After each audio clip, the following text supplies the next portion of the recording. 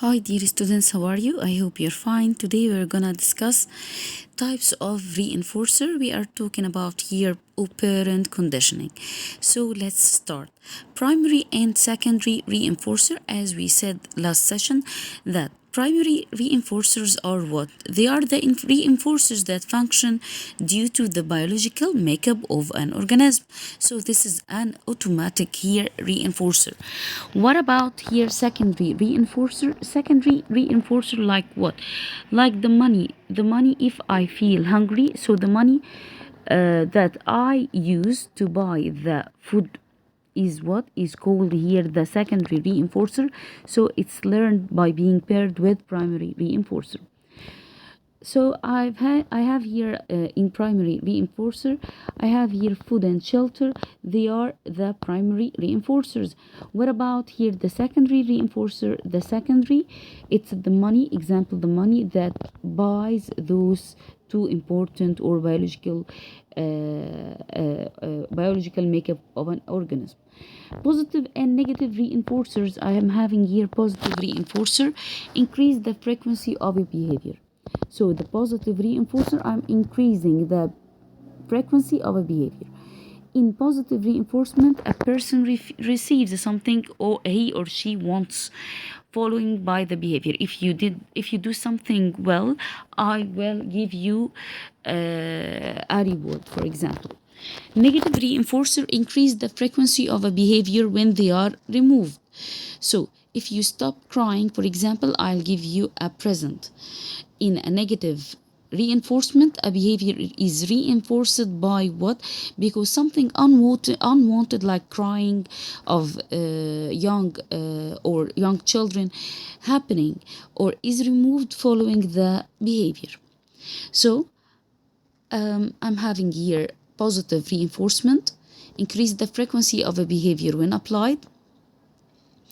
Example, if you finish your homework early, you get to go to the movie as a reward. Negative reinforcement, increase the frequency of a behavior when removed. Example, to stop buzzing sound in your car, you have to roll up the window. So, decrease the frequency of a behavior. This is a punishment. Your parents take your cell phone away for 1 day each week to lower your phone bill.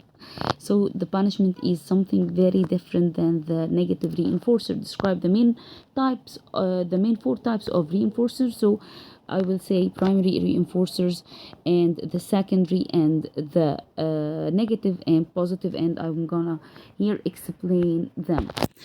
I have here the difference between rewards and punishments. Rewards, as we said before, like positive reinforcement. So reward here help encourage learning. If you do something good, I'm going to give you a reward. Some psychologists here, however, prefer positive reinforcement, because the concept of reinforcement can be explained without trying to guess what an organism will find rewarding. So punishments, but punishments here very different from negative reinforcers, because punishment here are what? Unwanted events that decrease the frequency of the behavior follow. So punishment tend to work only when they are guaranteed. So I have to punish, but only when they are guaranteed. Most psychologists believe that punishment here is not preferable. The preferable here is the reward, is to reward children for desirable here behavior than punishing them.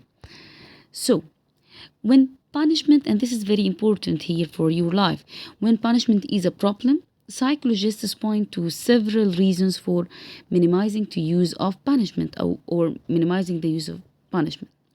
They believe that in most cases, punishment not the best way to deal with the problem. Why? Because here punishment has a negative effect on young children.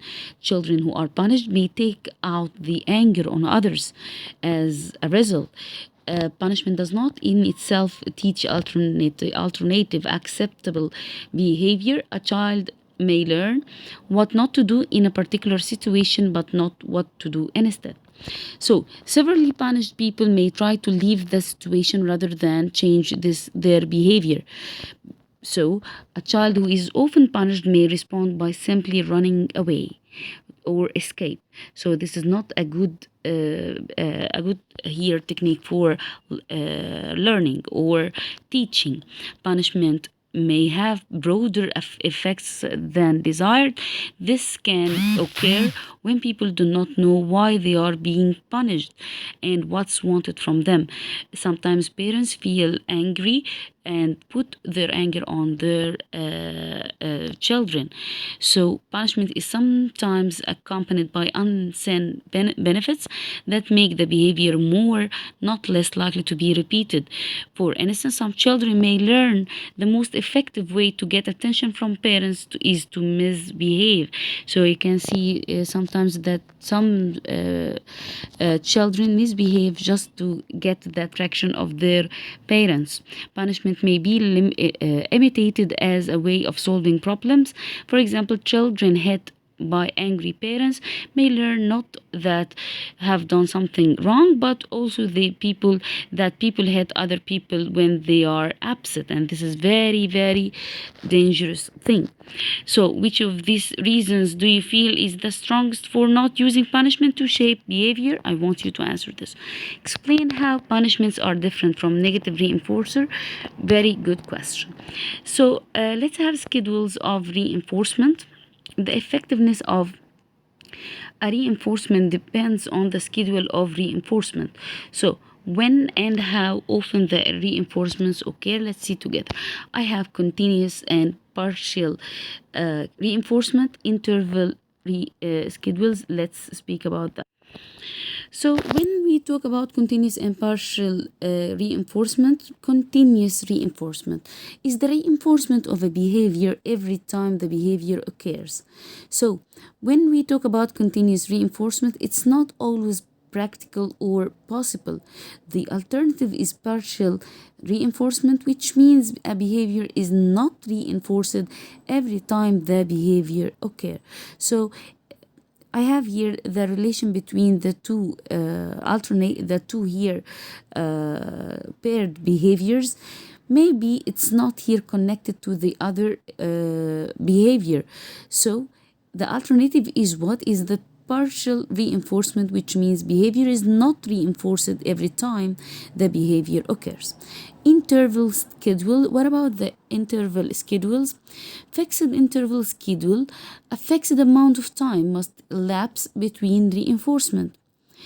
I'm having here variable interval schedule, fixed and variable. Variable interval schedule varying amounts of time go by between reinforcement. Varying amounts of time go by between reinforcement. So the fixed, we have fixed amount of time. I know the time, and it's not changed. Here about the variable, it's here varying amounts of time. The time here changes in this kind of intervals. So let's see what we are talking about here. The schedule, partial reinforcement schedules. Interval schedules, we have here the schedule, fixed interval schedule, and the variable interval schedule. The fixed interval one, an exact amount of time passes here between each reinforcement. Here the time is fixed. Examples: studying for a weekly quiz, getting your paycheck every 2 weeks. This is example for what the fixed interval schedule.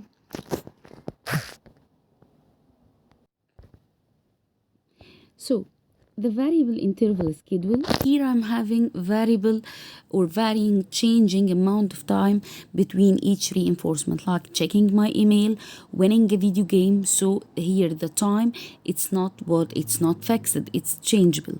Here let's have the ratio schedules. Ratio schedules, I'm talking about fixed ratio schedule and variable ratio schedule. Fixed ratio schedule, reinforcement occurs after a fixed time. after a fixed number of responses. So here reinforcement occurs after what? Fixed number of responses. After a fixed number of responses, like what? Give us an example to understand this. Getting one free meal after the purchase of 10. So I know that after the 10 meals that I'm going to have one free meal. So this is fixed ratio schedule. Losing your driver's license after 5 violations. So I know that after 5-year violations, I'm going to lose my driver's license. Variable ratio schedule. So this is varying, changing. Reinforcement occurs after a varying number of responses. Playing the lottery, for example, maybe in any time I will lose here or win the number of shots to score a goal in a soccer game.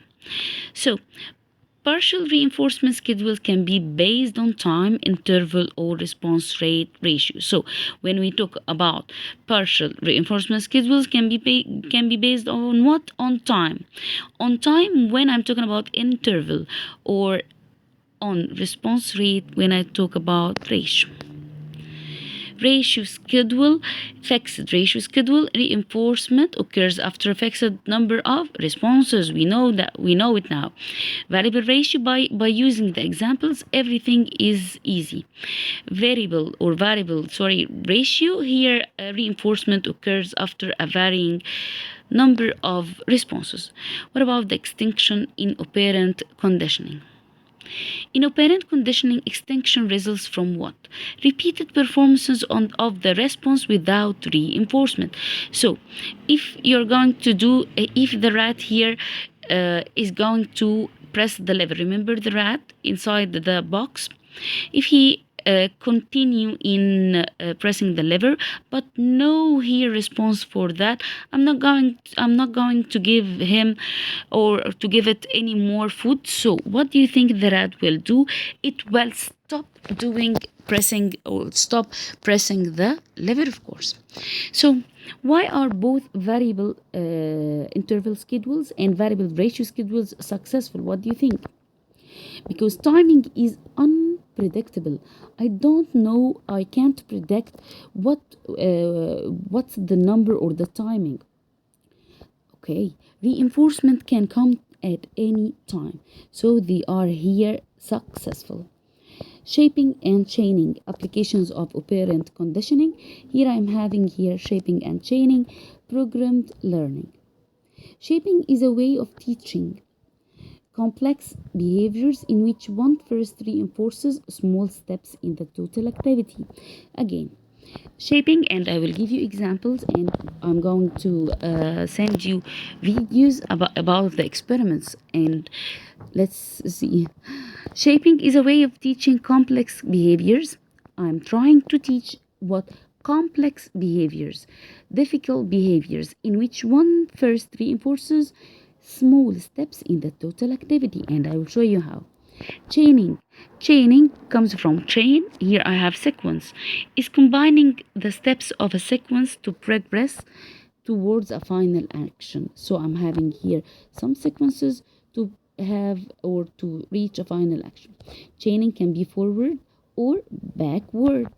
Chaining can be used to teach complex also behavior patterns to animals. Programmed learning. What about the programmed learning? So, it's a program is based on shaping and chaining. So, the programmed learning based on shaping and chaining. Developed by B.F. Skinner, it assumes here that any task can be broken down into small steps. Any task can be broken down into what? Small steps. Programmed learning doesn't involve punishment. Here I'm not having any punishments.